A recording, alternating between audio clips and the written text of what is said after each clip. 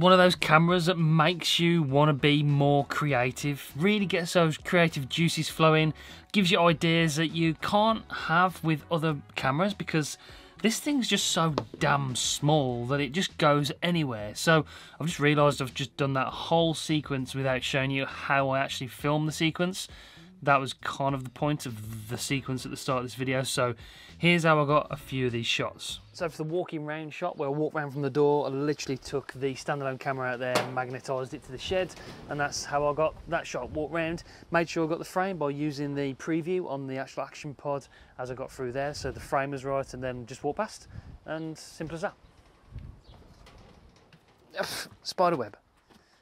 For the table shot, I literally put the Go 3 on the table, on the side, like that, press record, 2.7K, walked in, came in, chucked the box on the table, easy shot. So for the box shot, literally used the pivot mount with this stickiness on the back. This sort of sticks to anything, chuck it on the back of a phone even. This is really handy. If this does stop getting sticky, then you can just wash it with water and then put the cap back on and it should make it re-sticky. Re-sticky? Oh, that's a word, yeah? Sure, okay, we'll go with it.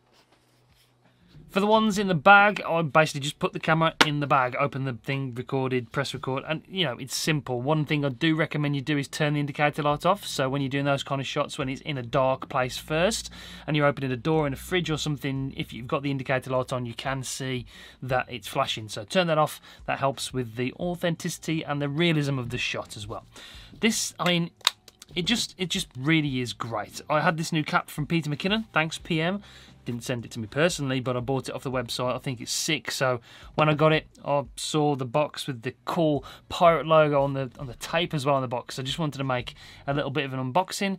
And this is the camera I went for because, like I said, it's so small. It's got that magnetic mount on the back, which you can use with the clip, with the swivel clip. You've got this, then you've got the sticky, which sticks onto most surfaces. It does run out of stickiness after a while, so like I said, if you just wipe it with water, it re-stickies, gets reinvigorates, that's the word. It makes it stickier and you can use it again. Then you can take it off here, you can put it back in the action pod. That sticks on there if you want to use it with the action pod. It only sticks on one way, so like where the little camera icon is on the front there is the way that the front facing camera should go. Then you've got the cap mounted thing that I used for the POV shot of me holding the bag. Then you've got the magnetic pendant, which is great for POV shots as well. Recommend you using the free frame video mode for when you're using these kind of shots, because you can sort of play around in the studio, move it around a little bit in that free frame mode, and you've got 50 frames per second as well. Like I said, I'm rambling, but I'm excited. I just love this little camera. The fact that it's so small, yeah, the Go 2 was small, but you've got this for previewing your shot, and that just adds another dimension of the ease of use of using this camera. You can actually start recording on here as well, so you can put this in a really obscure shot that you can't reach to press record. It doesn't matter, because you can start pressing record from the action pod and you can preview your shot. So it just, that feature alone just makes the whole way of being creative with this camera a lot easier and a lot more seamless. It's brilliant. So yeah, I'm loving this at the moment. I'm doing a bunch of content on it. I've got a few videos coming up of doing different things.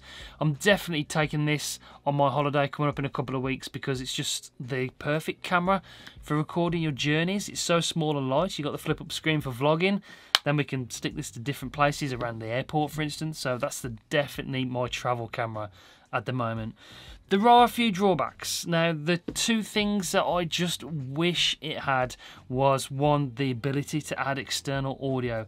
That would pretty much make this camera perfect. I'm not really bothered about 4K, although the second thing is I wish it was 4K. I'm not the kind of creator where the ultimate resolution makes the difference and is something I have to have all the time, so I'm not.